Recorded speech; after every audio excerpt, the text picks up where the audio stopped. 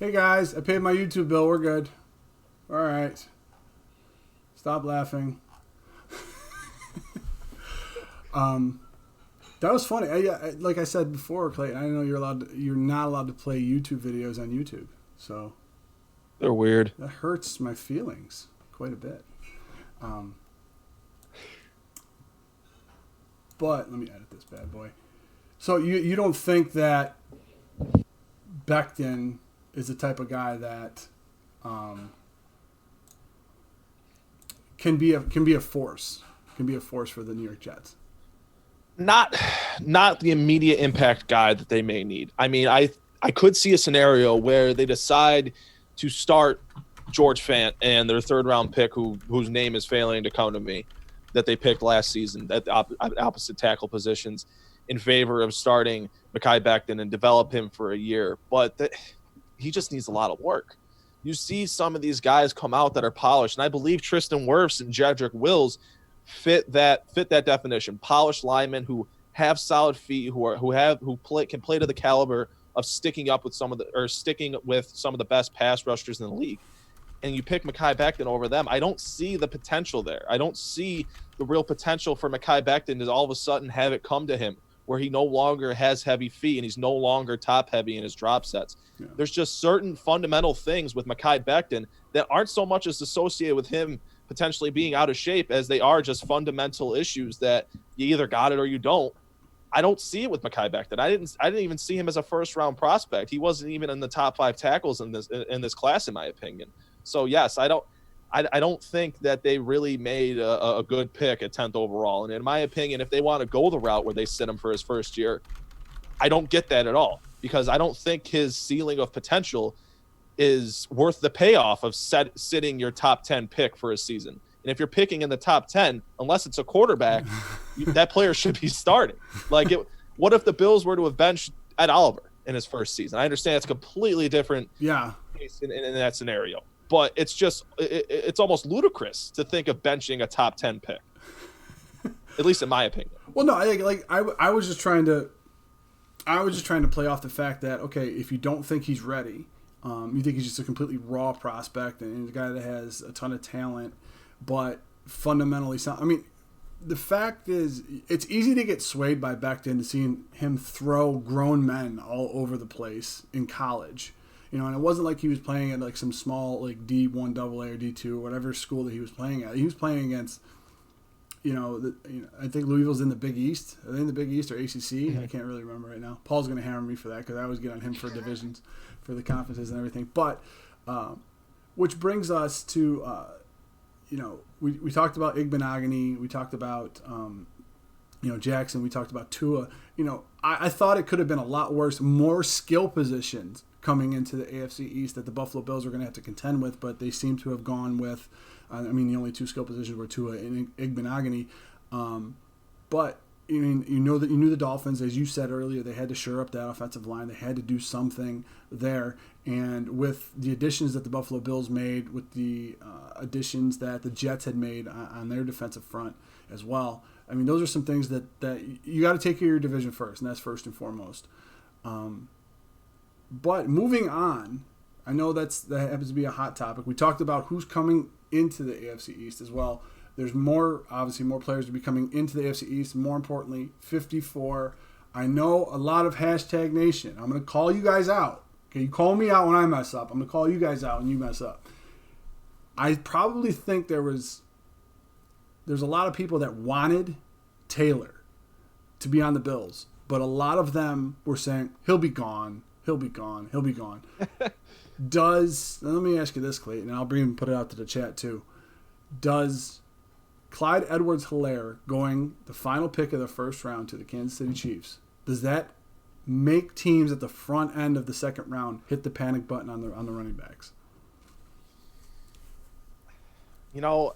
I could see the scenario. Yeah, I definitely could see it. I thought with this draft class, once one running back went, I thought the other 3 were going to drop. And it just so happened to be Clyde Edwards-Helaire, who I didn't think was a top 3 running back prospect in this class. I always thought, you can group up Swift, Taylor, and Dobbins in the same kind of group, and pick your choice. Pick the skill set that you want. They're all multidimensional backs who aren't really limited with their skill sets in any facet. So in my opinion, I thought that once one went, the rest were going to go. I'm uncertain. I mean, I'm excited to see if these running backs are going to go in the top 10 of this second round. And to be quite honest, I'll be really disappointed to see that, because I'm one of those people who really like Taylor as a prospect. And if you compare, I mean, Singletary, I mean, I think you told me this, or at least this is the opinion that you're the guy that I got this from, is Singletary would be the complement to whoever they picked in the second round at that point. And I would agree with that point, that Singletary would then be the complement to Taylor, because Taylor is an all-around back, and I think he would be a home run, and I think the Bills would definitely have the best young running back duo for the next 3 seasons at least. Yeah, I don't think I officially said that on a stream or for Hashtag Nation, because I was terrified of the blowback that I would get. So if you, well, I said it. But yeah, yeah, he's calling me out. This is sweet. But you got to think of it from the visual point of view. You're talking about Devin Singletary, who you went and got in the 3rd round last year, who was a very good back. I think he exceeded, and I think he surpassed a lot of the expectations that people had for him last year. You just thought he was going to be a rookie. He was going to learn. He was going to just try to develop in the offense and everything.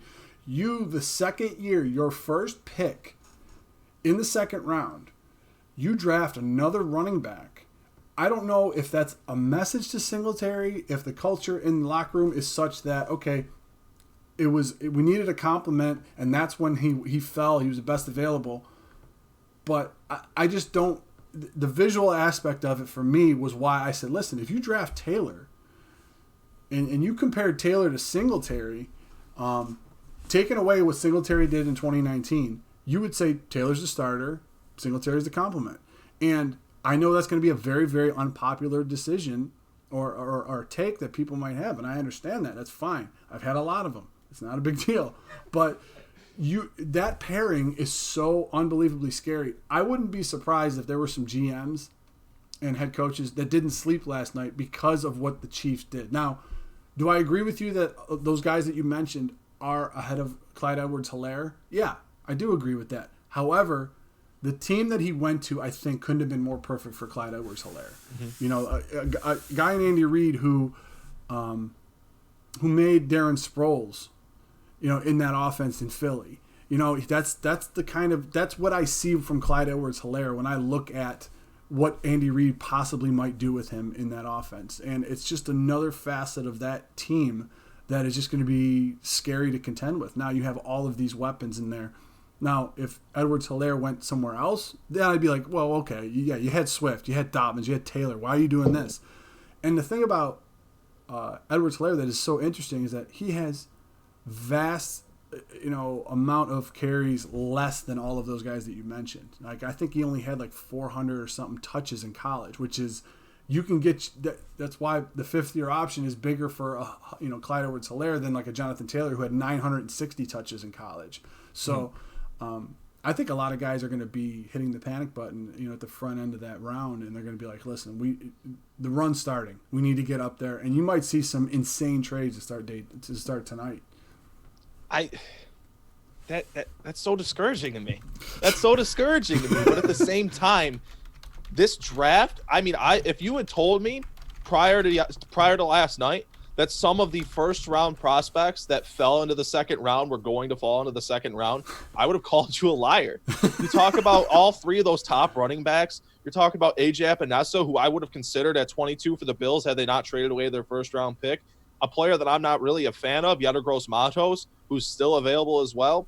I mean, all of these players who, I mean, they have such a pedigree to them, who would just be an instant impact or a difference maker on the team that they would go to.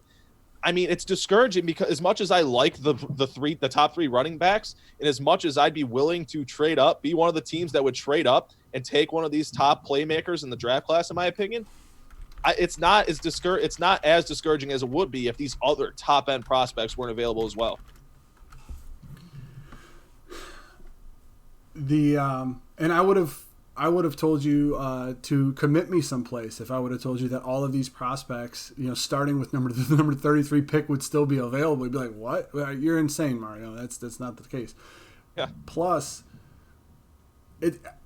I am so unbelievably intrigued to see how it's going to unfold at the front end of that round, because you got Detroit there. Detroit could use a running back. You got not the Panthers. Who else? Yeah, they're going to be at the front end. So they got Aaron Jones, but the prospect of all that is so unbelievably intriguing to me, because you thought like all these guys were going to be gone in the first round, and the Buffalo Bills were talking about trading up. Can you trade up in 54? Can you go get your guy? Can you get this guy and this and that? Now, the Buffalo Bills, like last year when they sat there and Ed Oliver falls right into their laps, and it was amazing. Thank you Detroit for taking T.J. Hockenson, by the way. That was awesome. Ed Oliver falls right into their laps. They didn't have to trade up. They didn't have to give future assets, this and that and the other thing. And then they're coming into this draft, and now you could probably name, and Hashtag Nation and Bills Mafia and everybody, you could name about 30 guys that you would take on this team right now, of the players that are left available. And you know what? If there are 30 names, there's not 30 spots by the time we get to the Bills. So any of those guys, somebody's going to be happy, especially the Buffalo Bills, because I'm so intrigued to see what direction they decide to take. Now, if you see running backs start to fly off the board, if they trade up to try to get one of the last ones, what message does that say to possibly Devin Singletary? I'm a fan of Devin Singletary. I have been since he was drafted. Yeah. I'm a huge fan of Devin Singletary. As much as I didn't like the pick of picking him over Chase Winovich last year, I couldn't knock it, because I love Devin Singletary and his skill set, and I thought it was a translatable skill set from going from college to pro. The only question mark I had were the amount of touches that he saw in college. But let's not forget, the Bears hopped the Bills last year in the third round to pick a player that the Bills might have been considering over Singletary, that being David Montgomery, who has a similar skill set, but also has more of an athletic profile, has more breakaway speed, is more of an overall athlete than Devin Singletary. And as elusive and as agile as Devin Singletary is, he's not overly fast, which kind of plays into his skill set, because he's a back that's very multidimensional. You can run him off the edge, you can run him between the tackles. He's capable of attacking a defense however you choose to use him. But at the same time, this isn't a league that's very favorable to running backs. This is a league where running backs are a dime a dozen. And I just think that the prospect of having a young dynamic duo, and I think, I agree with the fact that Singletary would be the complement to the hypothetical second round draft pick of the Bills being a running back, whoever it may be, whether it's Akers, Dobbins, Taylor, the list goes on. Whether it's any of those players, I believe it's more of a 55-45 split than it would be a 50-50 or a 60-40 where it's a true complement. I think that, both of those players, or any of those players, Devin Singletary complementing any of them, they would all bring a different kind of dimension to the offense, a different element to the offense. And it would definitely, it's only helpful to Josh Allen in the passing game to have two dynamic running backs that you can just sub in and out, and you really don't have a taper off in production. Yeah, exactly. But you don't have to change the philosophy. I think that's what and I agree with that 110%. And when you talk about a Devin Singletary in there, I think the thing for me that's so appealing about him, everyone wants to, and you hit on some great highlights of his skill set. He can run inside the tackles. He's very shifty in that respect. He can get to the outside. He can catch passes for you. The thing that separates him, and one of the things that if you're going into tonight and you like some of these running backs, the one thing that I would love for you to focus on is to see how these running backs are handle themselves on third down when they're not getting the ball. I think Urban Meyer even said it about Zeke Elliott one year when he was coming out. He said, listen, this is the greatest football player on the field when he doesn't have the ball in his hands. And I think what that alluded to was on third down, when you have someone coming up and take it to blitz, and you got to protect Josh Allen, he picks up the blitz amazing. And that's one of the things that stands out to me for Singletary. So if you're talking about all these running backs that you want to have, and I think it was, I believe came in. He said the Bills met with Clyde Edwards-Helaire, Dobbins, Swift, Akers, Moss, and Evans, but they did not meet with Taylor. Do you think that Taylor is still a possibility? How often do you draft players you haven't met? I think, above all else, Bean is best available. I think he probably met with those guys, probably thinking that he wasn't going to have a chance at Taylor. So, you have so many visits and so many guys that you can meet and talk with, And maybe the 968 touches in college scared them a little bit. I know how you like to stagger your running backs and everything, but take a look at those guys' film because you got some time before tonight. #Nation. Look to see how those guys pick up blitzes. I mean, I know it won't be on all the highlight tapes that you see, so you're probably going to have to dig to find it. But however those guys pick up blitzes is the guy that you need. And then a Clyde Edwards-Helaire, who was just on a team where the quarterback broke almost every NCAA record. Reed probably looked at Edwards-Helaire and said, this is the best blocking running back in the league that picks up blitzes. And that's what I need on third down to protect Mahomes. So that's why I came up with it. Like I don't know. I don't remember Wisconsin throwing too much. You know what I mean? I don't. That's for me. I don't remember them throwing too much. So if you have a more well-rounded back that has the same skill set as a Devin Singletary, then okay, we're going to move forward with this because we don't have to change our philosophy. And I completely agree with you. I think it'll be like a timeshare. It wouldn't be like, oh, you're just coming in on third downs to spell him or do this and that, because that's not how it works. That's not how they're going to try to do it, because teams are going to have to account for Taylor's speed, and if they don't, they're going to be in a lot of trouble. Yeah, Taylor is without a doubt the most polished running back prospect in this class, in my opinion. I really do think that, but I mean, you have to account for it. Like you alluded to it, the wear on the tires that come with Wisconsin running backs. We haven't seen it catch up with Christian McCaffrey yet. You kind of have with Melvin Gordon, where 2 years ago we're talking about a top 3 running back, and now you're talking about a player who's settling for a 2-year, $18 million contract. I know that that's a little more than running backs get nowadays, but Derrick Henry just carried his team to an AFC championship and only got a franchise tag, which is going to garner him $12 million. He's getting grossly underpaid because running backs, the value of running backs in the NFL nowadays is completely diminished, because as much as I would like any of those top 3 backs, I'm perfectly content with a guy like Cam Akers or a guy like Zach Moss or even A.J. Dillon in the later rounds, because while the prospect of having that athletic profile added to your offense, a player that can attack you from every angle and is just a potential one carry away from busting it out and scoring a touchdown and making big plays, and completely almost entirely changing the dynamic of your offense.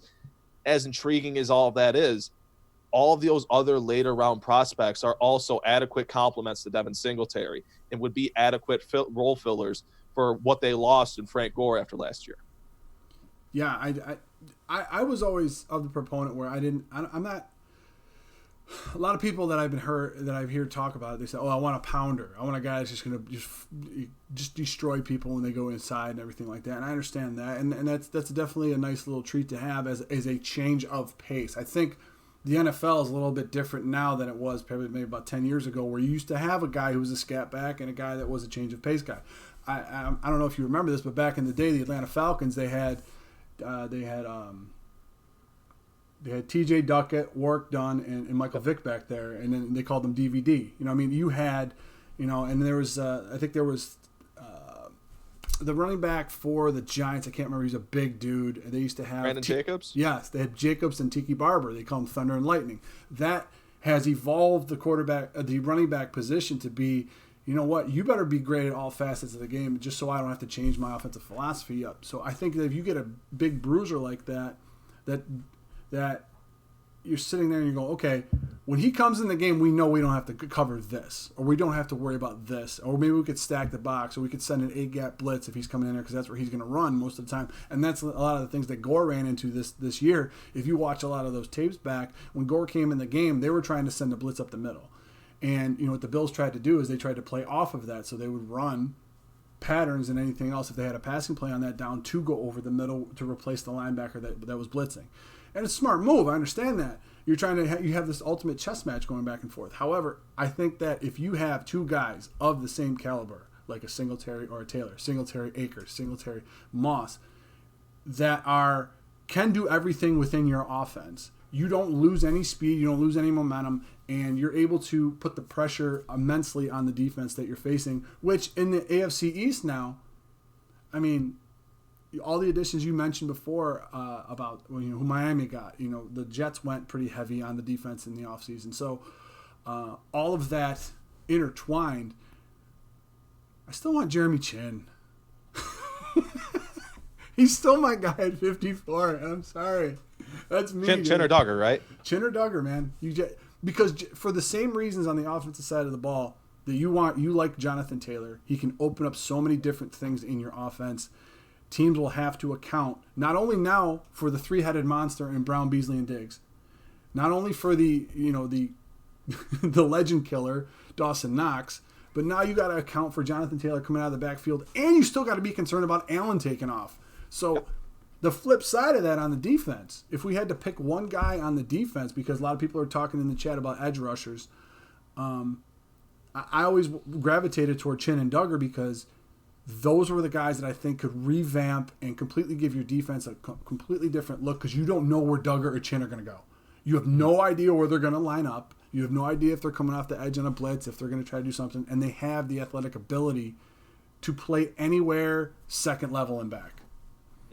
See, this is a point that I just can't help but agree with. As intriguing as running back or a developmental receiver would be to me, like, you add a Chin or you add a Duggar to that defense, you're right. It completely changes. It adds a whole dynamic to your defense. And I mean, as much of a fan of Teron Johnson as I am, I like Teron Johnson. I think he's a solid player. I think he's a solid nickel corner.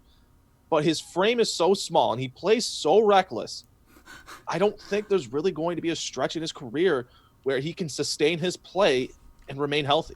That's something that I've been concerned with ever since he popped his shoulder out a month into his rookie year, just because he was out there being a little guy, $180, soaking wet, lighting up dudes. I mean, it's admirable. I'll give him that, but it's a play style that's not fit to his profile. And when you talk about adding a Duggar, you talk about adding a Chin, you could really run nickel every play of a game and be fine with Milano and Edmonds in the middle, and then you run with Norman or Wallace in opposite White and have Chin or Duggar in the nickel, and then Poyer. I mean, that's an all-star defense. I mean, the defense is already set. And I tend to agree that if they're going to draft a defensive back, wherever they may draft, I see a lot of people in the chat talking about Diggs and talking about Fulton. I'm a huge fan of Fulton. When the Bills had the 22nd pick, I was talking about scenarios that could end up having them land Fulton, because I thought Fulton was it was my favorite cornerback prospect in this class that was realistically going to fall to the Bills at 22. And I would love Fulton, but if you're going to draft Fulton, he needs to start. And I just think Josh Norman in this system is too good to sit the bench. I think a lot of people are sleeping on Josh Norman. I think he's really going to be a difference maker this season. And I just don't see the value with draft, because then you kind of got a jam there, because you have a high prospect right there. Then you have a veteran who really has a lot of potential, in my opinion. And I tend to agree with you. If they're going to draft a defensive back, I would see it much better fit for them to draft either Chin or Duggar, simply for the dynamic that they would add to that defense, as well as the versatility that they had with athletic linebackers, a now a much improved athletic defensive line, as well as the safeties they still have, and having a veteran like Norman opposite an all-pro and Trey White. That defense, it goes to what we talked about earlier with the Dolphins adding Noah. I'm just going to call him Noah just to get it out of the way. Igbenogany. There we go. Igbenogany. With the Dolphins, it goes to the same dynamic of them having two lockdown corners and adding Igbenogany to that defense, and having kind of this personnel set that can counteract what a lot of teams are trying to build on the offensive side of the ball nowadays. Here's the thing that I love about both. Chin or Duggar, and here's the beauty. When Tremaine Edmonds first came to the Buffalo Bills, I projected him as an outside linebacker, because I think he'd be a day one starter there. He'd be an absolute animal. You shift Milano to the middle. They decided not to do that. But then we saw the progression of how this defense went in 2019, where they were playing a lot more nickel. They were playing two linebacker sets, and that's because they had the speed and athletic ability to cover so much more of the field. But you saw a little bit of cracks. Back to your point about Teron Johnson, when I saw him blitz the B gap at $180 and just take on a running back, like a fullback, like he didn't care. No hesitation. It was absolutely amazing. It was absolutely amazing. So, maybe a lot of people might want a linebacker. What I love about it is that Voshon Joseph is so good at blitzing. He's a little raw. That's why he was a 5th rounder. But when he blitzes, he's an animal. Now, if you draft, I know some people want to say edge rusher. A lot of people are very big fans of that, and I understand that. If you draft Chin or Duggar, okay, and you decide to come out in a nickel, big nickel, the Buffalo nickel. A lot of people call it the different variations of the Buffalo Bills defense. If you decide, okay, what it does is it opens up so much more on your defense.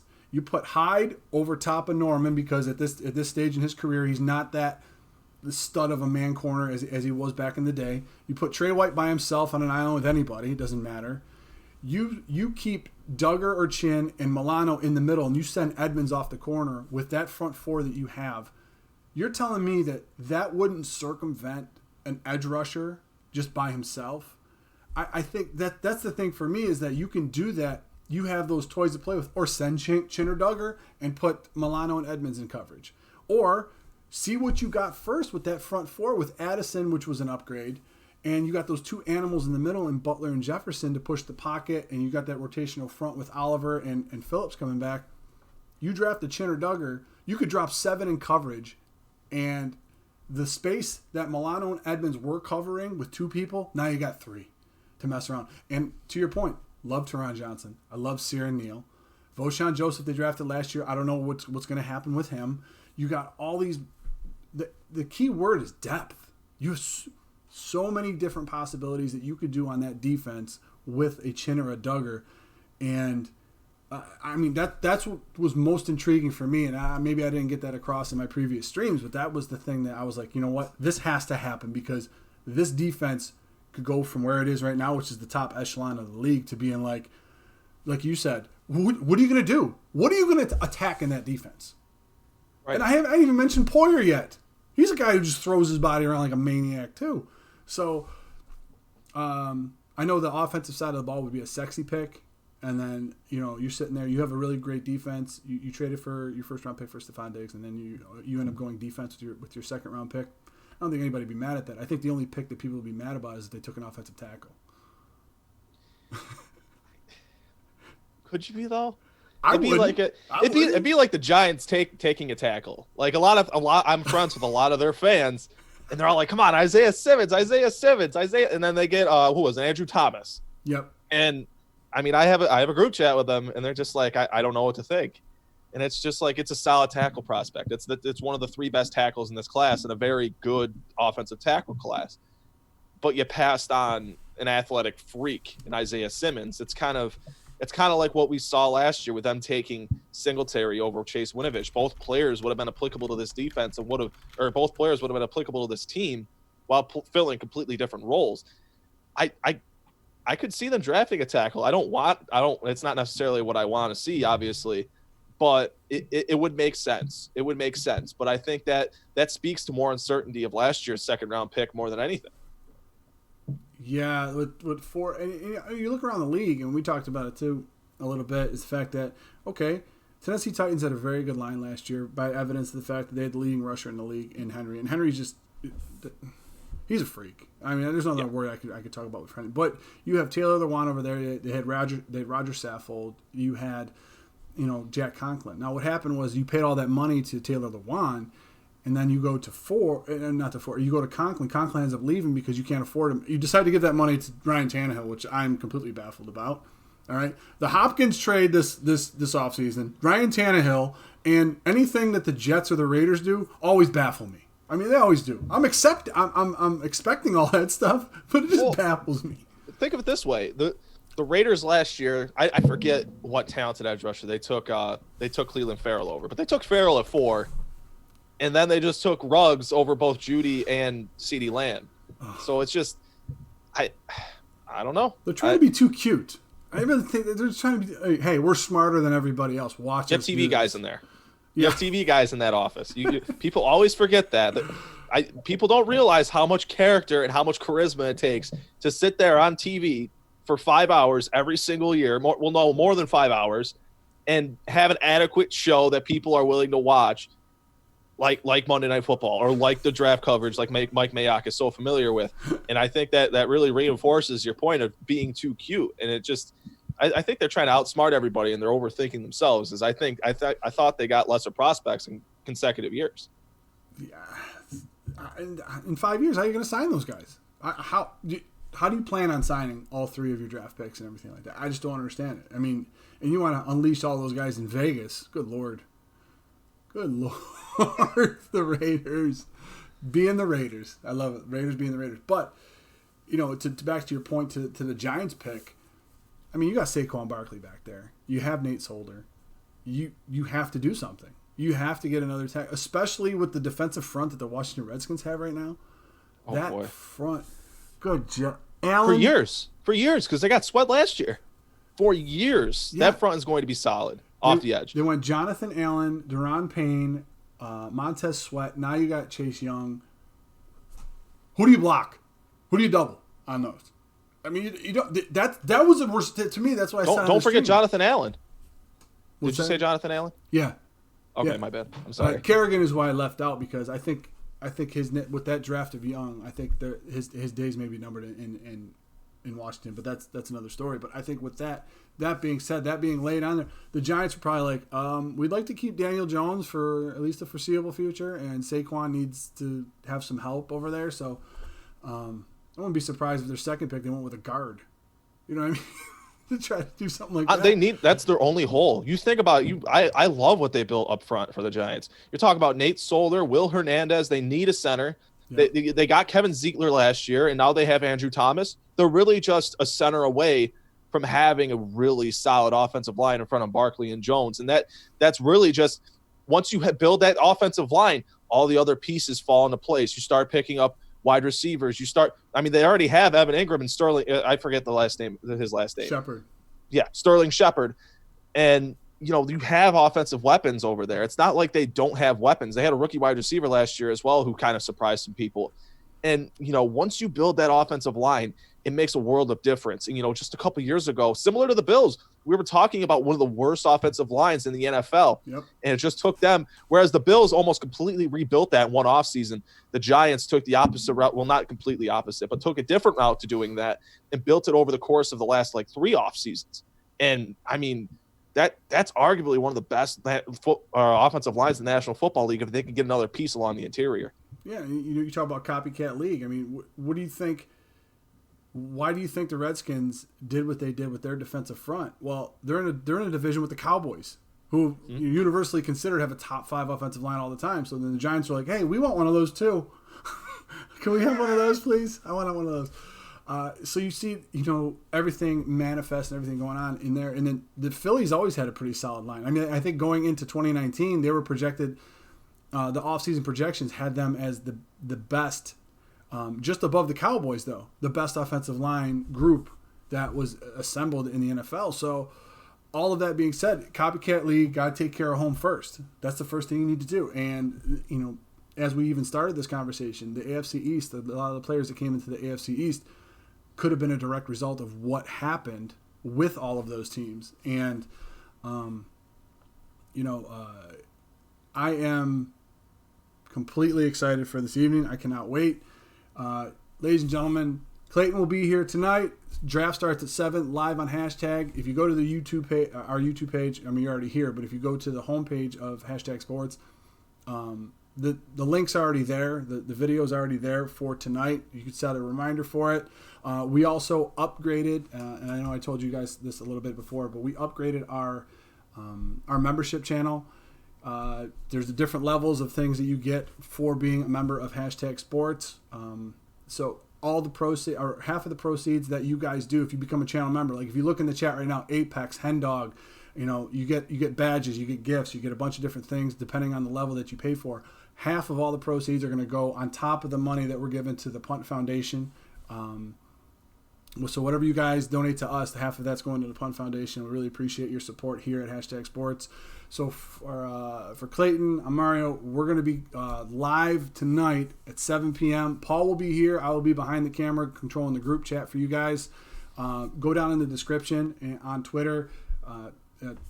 Clayton's Twitter handle's down there. Go follow him. Go follow Cold Front Report on Facebook as well. They have content every day. They're engaging the whole fans.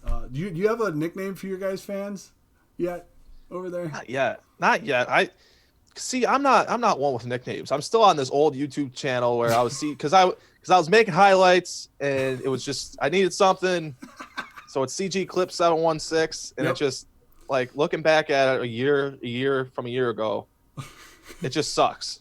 I don't like it. It And then I look at the old logo. I look at the old logo. It looks like a Lego brick. It sucks, and I don't like it.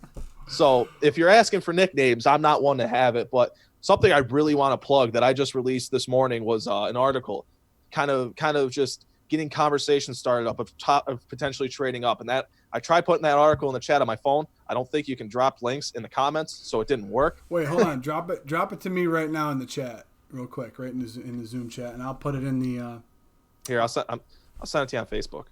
All right. I don't think I have that open, but I will definitely put that. I'll put that in the description upon completion of the video. I will put the description to that. I'll put in the description the link to that article that Clayton has. You guys, 7 o'clock Eastern Standard, because I know you guys are spread out all over the world. We'll be here. We're definitely gonna have a great time, and I can't thank Clayton enough for coming on today. Because I had to talk about the draft, Clayton. I just had to talk about who's coming into the AFC East. I feel you. 7 o'clock can't come soon enough, and hopefully all the viewers feel the same way. Oh God, I think. But realistically, though, Aaron. How dare you? I want Claypool. How dare you?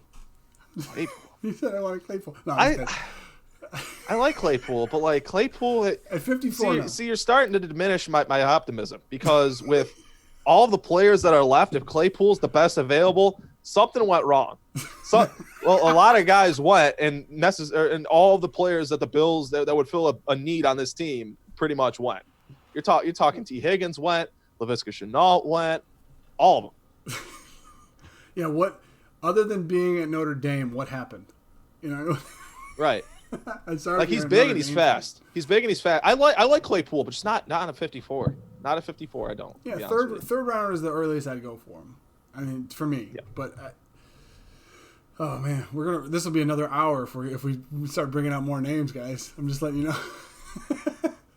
So, guys, like I said, thank you for joining us. Come back at 7 o'clock. We're going to have the live feed.